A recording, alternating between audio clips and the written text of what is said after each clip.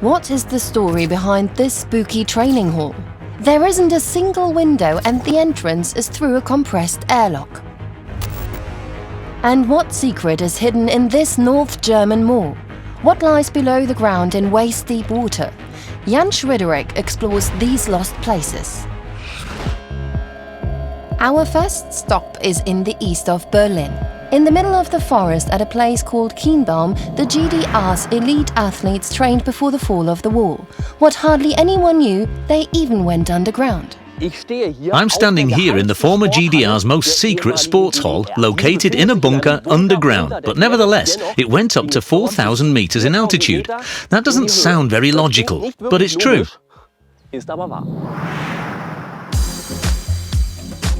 The lost place is located right next to a hypermodern sports complex, now called the Bundesleistungszentrum Kienbaum, the National Training Center. Germany's best athletes prepare for their competitions here at this. Most of them have no idea what kind of forgotten place is just a few meters away from them. This is where it's supposed to go several thousand meters up. Jan is curious. Hello, Mr. Novak. Very warm welcome. Klaus-Peter Novak is the National Training Center's managing director. He leads Jan into a world in which time seems to have stood still. Where are we exactly? This is the GDR's former high-altitude training facility where they could simulate training up to a maximum altitude of 4,000 meters. The way into the Holy of Holies of GDR sport leads through an airlock. Up to this small room, the pressure was normal. But behind the two airtight steel doors, the high-altitude mountain range began. In the form of negative pressure. Wow. Is this the low-pressure vacuum chamber, Mr. Novak? Yes, there are concrete walls up to 3 meters thick in here at times. Epoxy resin was then poured over them, so that the air pressure could be maintained in here. So this is the solution to the mystery. The air was sucked out of this hall until the air pressure reached the same level it would be 3,000 meters above sea level. So the athletes could actually train at altitude on treadmills or specially constructed ergometers without having to travel to the mountains. Right, now start pedaling. So Jan Ulrich, for example, sat on this bike and did his training here, right? We know that he trained down here as a junior athlete. For 11 years, from 1979 to 1990, GDR athletes trained in this low-pressure chamber. There are no pictures from that time. Filming and taking photographs was strictly forbidden. But shortly after reunification, sports scientists put the facility back into operation. This is how these pictures came about. In GDR times, athletes went inside here for half or full days. To stop them getting bored, the coaches showed videos and played music for them.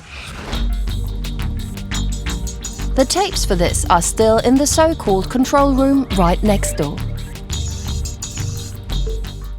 What kind of music did they listen to? The athletes only listen to Western music. Now that was music that made you go faster.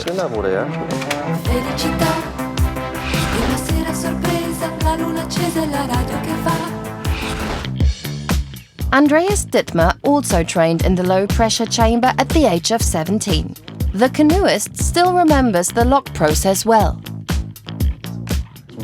You have to imagine that it's like getting into a gondola that made quite a few meters in altitude relatively fast.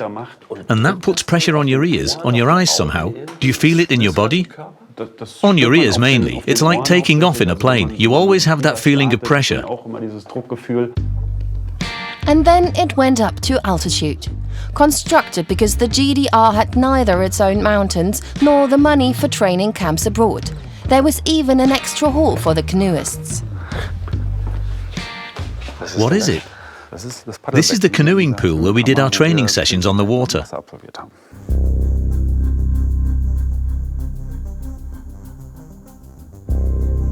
The basin has been dry for 25 years. But Andreas still knows exactly where his place was. As a Canadian singles canoeist, he trained on the outside. The kayakers, on the other hand, sat in the middle. The specially shaped paddles simulated water pressure on a moving boat. High-altitude training is not doping. It works on a simple principle. Less air pressure means less oxygen. The organism feels the lack of it and reacts. It produces more red blood cells, the so-called erythrocytes. They transport the oxygen to the muscles. The more red blood cells there are, the more oxygen reaches the muscles.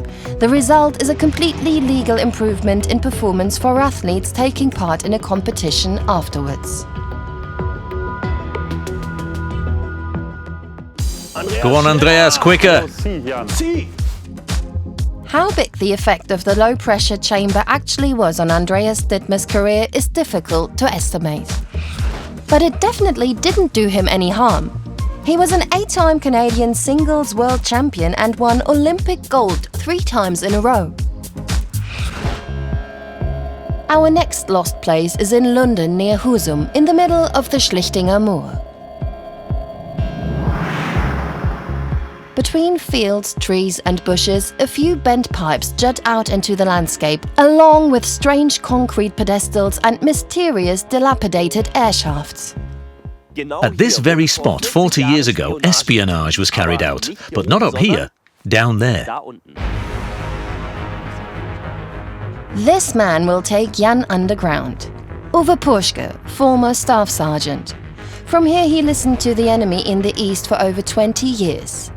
He worked at the Direction Finding Center North, whose antennas rose into the air in this place from 1967 to 1987.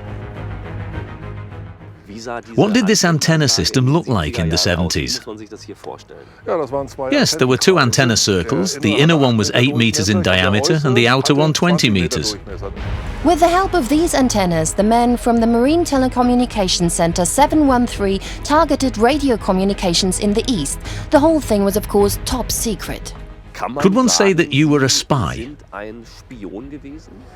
Yes, you could see it that way, because we were interested in what the other side was doing, and you can say, yes, we were spying on them. In order to find out how the so-called telecommunications reconnaissance worked, Jan now has to put on watertight clothes. The moorwater has seeped into the former military bunker. This walk will be a real adventure. Oh my God. My goodness. Step by step, we go down into the past. Jan has to feel his way through the waist-high water with his feet. There's something on the floor here. Somehow there's a sharp table or something in the water. What is it? It's not one of ours. There are several more stumbling blocks lurking underwater, although the site was cleared by the German Navy in 1987. In the event of a military conflict, the bunker was built to be atom bomb-proof.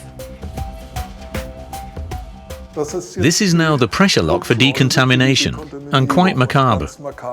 There's a shaft going through to the back. That's where casualties could be stored, a so-called morgue. But it was never used? No. The bunker was built in 1967. It was the time of the Cold War and the arms race between East and West. The fear of nuclear war was omnipresent. No wonder both sides wanted to know as much about the other as possible. The soldiers in this bunker had the task of finding out where the Warsaw Pact troops were. Working in 6-hour shifts, they targeted enemy communications. Now we're coming into the workroom. This is where I usually sat. This is your old workroom, is it? That was the worktop, and the control panel and the display unit was on here. This is what the so-called visual radio direction finder looked like, which Uwe Puschke was using at the time. The Morse signals from enemy troops were picked up by the antennas and transmitted to the inside via cables. Then it was a matter of pinpointing the exact direction the signals were coming from. But to determine exactly where the radio messages were sent, the Navy needed a second reading. This came from the Direction Finding Center South at Lake Constance.